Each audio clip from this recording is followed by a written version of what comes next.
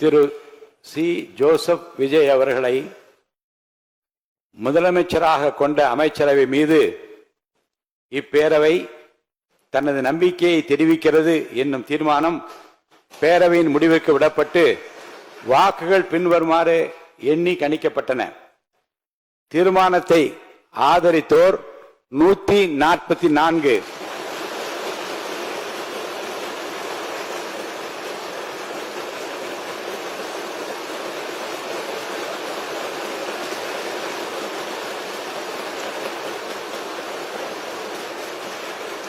தீர்மானத்தை எதிர்த்தோர் 22, நடுநிலை வகித்தோர் 5.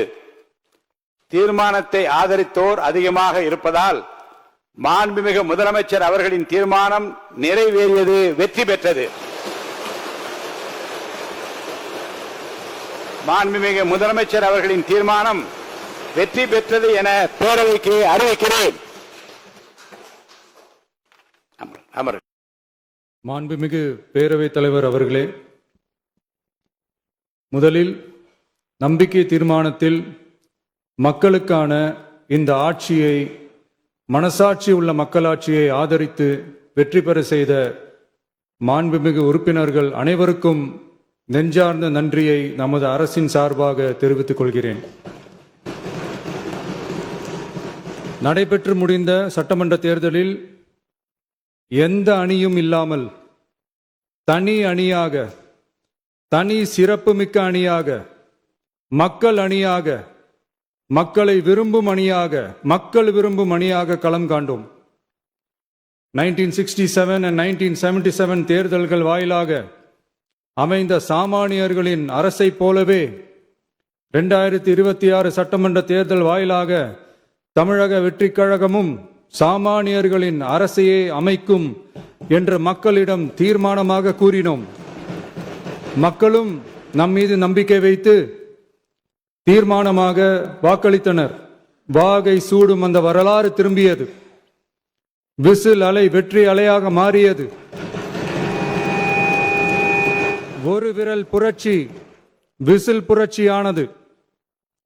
கட்சி ஆரம்பித்த 3 ஆண்டுகளுக்குள் 34.92% 1,72,26,208 வாக்குகளை மக்கள் தந்தனர். தமிழக வெற்றிக் கழகத்தை தனி பெரும் கட்சியாக சட்டமன்றத்திற்கு அனுப்பி வைத்தனர்.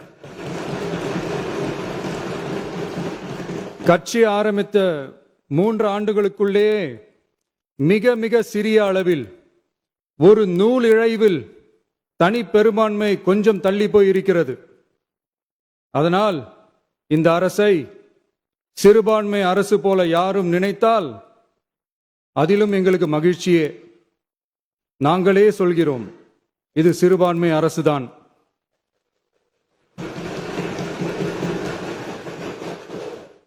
சிறுபான்மை மக்களுக்கான பாதுகாப்பை உண்மையாக நிலைநாட்டும் அரசுதான். அது மட்டுமல்ல, பெண்கள், குழந்தைகள், முதியோர்கள், இளைஞர்கள், அரசு ஊழியர்கள், ஆசிரியர்கள் மற்றும் உழைக்கும் வர்க்கத்தினர் என அனைத்து மக்களுக்குமாக அமைந்த அரசுதான் இந்த அரசு. அந்த நம்பிக்கை அனைவருக்கும் ஏற்பட்டதால் தான் இந்த நம்பிக்கை தீர்மானத்தில் அது நிரூபிக்கப்பட்டிருக்கிறது. இந்த நேரத்தில் இந்த மாமன்றத்தில் நமது அரசு சார்பாக சில உத்தரவாதங்களை நான் தர வேண்டும் என்று விரும்புகிறேன். தமிழக வெற்றிக் கழகத்தின் கொள்கை தலைவர்களான தந்தை பெரியார், பெருந்தலைவர் காமராஜர், அண்ணல் அம்பேத்கர், வீரமங்க வேலு நாச்சியார், மக்கள் சேவகர் அஞ்சலை அம்மாள் ஆகியோரின் வழிகாட்டுதலுடன் இந்த மக்கள் அரசு மனசாட்சி உள்ள மக்களாட்சியை தரும் என்று உறுதியளிக்கிறேன்.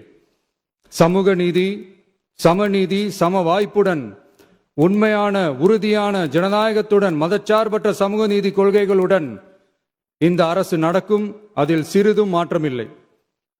நம்முடைய இந்த ஆழமான நம்பிக்கையை மனதார நம்பி வாக்களித்த அனைத்து இயக்கங்களின் தலைவர்களுக்கும், அந்த இயக்கங்களை சேர்ந்த மாண்புமிகு உறுப்பினர்களுக்கும் மீண்டும் நன்றியை தெரிவித்துக் கொள்கிறேன். எம்மதமும் நம் மதமே, எல்லா மக்களும் நம் மக்களே. இதில் வாக்களித்தவர்கள், வாக்களிக்காதவர்கள், என்ற பாகுபாடே இருக்காது. இது எல்லோருக்குமான அரசு. இது சாமானியர்களுக்கான அரசு. இது சாதி மத எல்லைகளை கடந்த அரசு. இது பாகுபாடு காட்டாத அரசு. இது பண்பாடு காக்கும் அரசு. இது பண்பட்ட அரசு. அரசியல் காரணங்களுக்காக யாரையும் எதற்காகவும் புண்படுத்தாத அரசு. இதையெல்லாம் போக போக புரிந்து கொள்வார்கள். எனவே துள்ளி எழுந்து பதில் சொல்வதை விட எதிலும் துணிச்சலுடன் செயலாற்றி வெற்றி பெறும் அரசு இது. பதவிக்காக அதிகாரத்துக்காக அமைந்த அரசு அல்ல. நம்பிய மக்களுக்கு நன்றி கடன் செலுத்துவதற்காக அமைந்த அரசு. அதிகாரம் காட்டி மிரட்டும் அரசு அல்ல, அனைவரையும் அரவணைக்கும் அரசு. எவர் மீதும் வெறுப்பு காட்டும் அரசு அல்ல, எல்லோரையும் விரும்பும் அரசு. மக்களே முக்கியம், மக்கள் நலன் மட்டுமே முக்கியம். அதுவே எங்கள் ஒரே நிலைப்பாடு. எனவே மனசாட்சி உள்ள மக்களாட்சிக்கு ஆதரவளித்த அனைவருக்கும் மீண்டும் என்னுடைய நன்றியை தெரிவித்துக் கொள்கிறேன்.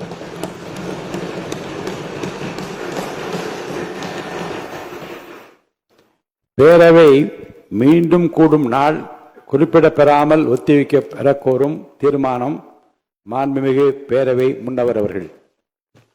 மாண்புமிகு பேரவைத் தலைவர் அவர்களே, பேரவை விதி 25